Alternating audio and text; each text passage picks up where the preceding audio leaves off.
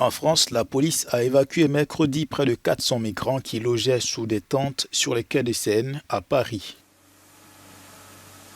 En majorité des femmes et enfants qui profitaient de ces abris de fortune en pleine capitale, la frustration des travailleurs humanitaires.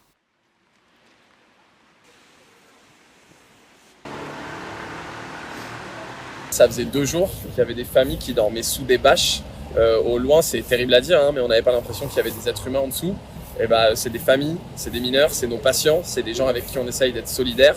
Et là, au nom des Jeux Olympiques, tout ce qu'on leur propose, c'est de partir loin de Paris, à Besançon ou à Marseille. L'arrêté préfectoral évoque une mesure de prévention de la montée des eaux, mais les ONG y voient une chasse aux migrants à moins de 100 jours des Jeux Olympiques.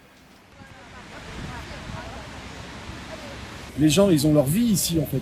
Donc on ne peut pas proposer comme ça aux gens le matin, tu pars et tu laisses toute ta vie derrière toi. Donc ces propositions ne sont pas adaptées. Il y a des places à Paris. Par contre, ils font place nette pour les Jeux Olympiques. Donc en fait, c'est ni plus ni moins du nettoyage social et de l'invisibilisation par la région. On le sait, on le dénonce depuis des mois et c'est ce qui se passe. Des familles entières originaires d'Afrique francophone, principalement du Burkina Faso, de la Côte d'Ivoire, de la Guinée et du Sénégal.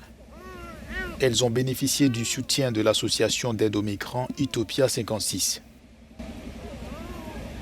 Mais ils ont dit qu'on doit aller à la Provence, mais c'est mieux plus que pour rester à dehors avec les enfants.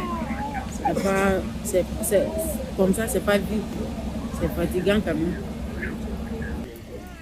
Les migrants ont embarqué à bord de bus affrétés à direction de Besançon, dans le sud-est de la France.